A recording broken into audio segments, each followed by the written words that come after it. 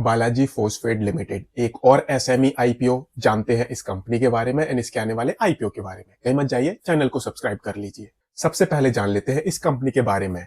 Balaji phosphate limited ये company एक MP based company है। 1996 से इस बिजनेस में है। दैट मीन्स आज की डेट में इस कंपनी को इस बिजनेस के अंदर काफी लंबा टाइम हो चुका है।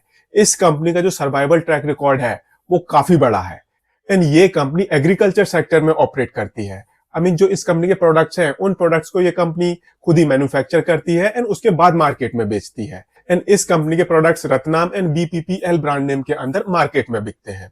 एंड जो ये इस कंपनी के प्रोडक्ट्स होते हैं बेसिकली उनका यूज होता है एग्रीकल्चर प्रोड्यूस की क्वालिटी एंड क्वांटिटी दोनों को बढ़ाने के लिए। बेसिकली इस कंपनी के प्रोडक्ट्स का यूज करके जो फार्मर्स होते हैं उनकी जो एग्रीकल्चर प्रोड्यूस होता है उसकी क्वालिटी इंक्रीज होती है एंड क्वांटिटी भी इंक्रीज होती है। एंड जो ये इस कंपनी के प्रोडक्ट्स हैं इस कंपनी का यूज करके बेसिकली जो फार्मर्स की सॉइल होती है, एग्रीकल्चर लैंड होती है, उसकी क्वालिटी इंप्रूव होती है। ये इस कंपनी के प्रोडक्ट्स हैं। अब मैंने आपको पहले भी बताया था दैट जो ये इस कंपनी के प्रोडक्ट्स हैं उनको ये कंपनी खुद ही मैन्युफैक्चर करती है एंड देन मार्केट में बेचती है। आज की डेट में जो इस कंपनी के प्रोडक्ट्स हैं ये इंडिया के 27 स्टेट्स में बिकते हैं। बट जो इस कंपनी की मैक्सिमम रेवेन्यू है वो आती है यूपी, एमपी एंड महाराष्ट्र से। एंड यहां पर मैं आपको एक बात और बता दूं दैट जो ये इस कंपनी का प्रोडक्ट पोर्टफोलियो है ये काफी बड़ा है। एंड इस प्रोडक्ट पोर्टफोलियो को इस कंपनी ने 3 कैटेगरीज में डिवाइड करा हुआ है। कौन कौन सी 3 categories? Number 1 phosphate fertiliser, number 2 zinc sulphate, number 3 NPK mix. इसको हम nitrogen, phosphorus and potassium mix भी बोलते हैं। तो बेसिकली जो ये प्रोडक्ट्स हैं ये ज्यादातर केसेस में एग्रीकल्चर यूज होता है इनका। एंड आज की डेट में जो इस कंपनी की मैक्सिमम रेवेन्यू है वो आती है फोस्फेट फर्टिलाइजर सेगमेंट वाले प्रोडक्ट से। यहां से इस कंपनी के टोटल रेवेन्यू का अप्रोक्सीमेटली 77% आता है। तो ये इस कंपनी का एक ओवरऑल बिजनेस प्रोफाइल हो गया। अब इस पर्टिकुलर सेक्टर को, एग्रीकल्चर सेक्टर को आज की डेट में हम सनशाइनिंग सेक्टर बोलते हैं। बट इस सेक्टर को हम 10 साल पहले भी सनशाइनिंग सेक्टर बोलते थे, 20 साल पहले भी सनशाइनिंग सेक्टर बोलते थे। बट 20 साल से अभी तक कोई अच्छा पॉजिटिव चेंज यहां पर नहीं आया है। एंड जो ये इस तरह की कंपनियां होती हैं वो कंपनियां बड़ी कब बनेंगी, उन कंपनी के प्रोडक्ट्स के कंजम्पशन ज्यादा कब होगा, जब फार्मर्स की क्वालिटी ऑफ लाइफ इंप्रूव होगी। एंड वो कहीं ना कहीं हमको मिसिंग नजर आता है। तो जब तक फार्मर्स की क्वालिटी ऑफ लाइफ इंप्रूव नहीं होगी, जब तक उनको एग्रीकल्चर प्रोड्यूस के सही प्राइसेस नहीं मिलेंगे, तब तक इस तरह की कंपनीज के लिए सर्वाइवल टाइम चलता ही रहेगा। वो कंपनियां, कोई बहुत बड़ी कंपनियां उस टाइम तक नहीं बन पाएंगी। एंड कहीं ना कहीं ये बात इस कंपनी के ऊपर भी फिट बैठती है। एक काम करते हैं, हम इस कंपनी के फाइनेंशियल्स भी देख लेते हैं। शुरू करते हैं एसेट बेस से। जो इस कंपनी का एसेट बेस है ये मार्च 2022 में था 82 करोड़ रुपीस का। फिर ये 96 करोड़ रुपीस को क्रॉस कर गया है अगले साल। फिर ये 88 करोड़ रुपीस के आसपास वापस आ गया है। एंड देन इस साल टिल अगस्त 2024 ये 95 करोड़ रुपीस के ऊपर है। रेवेन्यू की अगर हम बात करें तो मार्च 2022 में 124 करोड़ रुपीस की रेवेन्यू, फिर ये 155 करोड़ रुपीस की रेवेन्यू, फिर ये कम हुई है 151 करोड़ रुपीस तक आ गई है।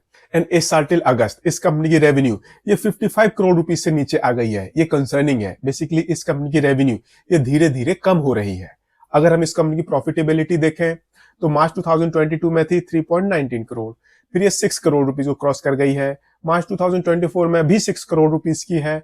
एंड इस साल टिल अगस्त ये 4 करोड़ रुपीस के आसपास है। अब इस कंपनी का जो ऑपरेटिंग कैश रियलाइजेशन है वो भी नेगेटिव हो गया है। एंड करंट में इस कंपनी की बुक्स में मोर देन 35 करोड़ रुपीस की बोरोइंग है। आप इस कंपनी के बोरोइंग को प्रॉफिटेबिलिटी के साथ कंपेयर करो, आपको बहुत बड़ी कंसर्निंग पिक्चर नजर आएगी। एंड ये कंपनी करंट में 28% के आसपास की ग्रॉस मार्जिन पर ऑपरेट कर रही है, 8% के एबिटा मार्जिन पर ऑपरेट कर रही है, 4% के पैट मार्जिन पर ऑपरेट कर रही है। अप्रोक्सीमेटली 19% की इस कंपनी की रिटर्न ऑन इक्विटी है एंड मोर देन 16% की इस कंपनी की रिटर्न ऑन कैपिटल एम्प्लॉयड है। अच्छी बात यह है पिछले 1-2 साल से इस कंपनी के जो मार्जिन हैं वो धीरे धीरे इंप्रूव हो रहे हैं। बट कंपनी की सेल्स इंप्रूव नहीं हो रही है, ये बहुत बड़ी बात है। तो अगर हम इस कंपनी के फाइनेंशियल्स को ओवरऑल देखें तो ये एक कंसर्निंग पिक्चर दिखाते हैं। बिकॉज रेवेन्यू कम हो रही है, बोरोइंग बहुत बड़ी है इस कंपनी की बुक्स में, एंड मार्जिन जो इस कंपनी के हैं वो धीरे धीरे इंप्रूव तो हो रहे हैं बट सेल्स इंप्रूव नहीं हो रही। तो ये बहुत बड़ा कंसर्निंग बात है। एंड आज की डेट में ये कंपनी अपना आईपीओ लेकर आ रही है 166.44 करोड़ रुपीस की वैल्यूएशन पर। 50.11 करोड़ रुपीस का इस कंपनी का इशू साइज है एंड 41.58 करोड़ रुपीस का फ्रेश इशू कंपोनेंट है। 66 रुपीस से 70 रुपीस का इस कंपनी के शेयर का प्राइस बैंड है। 2000 शेयर्स का लॉट साइज है, तो जो आपकी मिनिमम इन्वेस्टमेंट होगी ये होगी 1,44,000 रुपीज की। 28 फेब को आईपीओ ओपन होगा, 4 मार्च को आईपीओ क्लोज हो जाएगा एंड 7 मार्च को इस कंपनी की लिस्टिंग होगी। एंड इस आईपीओ के थ्रू जो भी पैसे इस कंपनी के पास आएंगे, ये कंपनी कुछ पैसे यूज करेगी कैपिटल एक्सपेंशन में, कुछ पैसे यूज होंगे वर्किंग कैपिटल की मैनेजमेंट के लिए एंड थोड़े से पैसे यूज होंगे जनरल कॉर्पोरेट पर्पसेस के लिए, आईपीओ से रिलेटेड एक्सपेंसेस के लिए। तो बेसिकली इस आईपीओ की वजह से इस कंपनी की financial performance and operating performance ये दोनों ही इंप्रूव होने वाली है। बट फॉलिंग सेल्स ये सबसे बड़ा कंसर्निंग पॉइंट है इस कंपनी के लिए। एंड ऐसे टाइम में इस कंपनी ने एक ऐसा आईपीओ पार्टनर चूज करा है, ऐसा लीड मैनेजर चूज करा है जिसने पिछले जो भी 5-6 आईपीओ अभी तक लॉन्च करे हैं उसमें से एक ब्लॉकबस्टर आईपीओ अभी भी मिसिंग है। अभी तक इस कंपनी ने कोई भी ब्लॉकबस्टर आईपीओ लॉन्च नहीं करवाया है। दैट मींस जो इस कंपनी का लीड मैनेजर है इस पर्टिकुलर फील्ड में उसका एक्सपीरियंस बहुत कम है एंड कोई बहुत बढ़िया आईपीओ इन्होंने अभी तक लॉन्च नहीं करवाया है।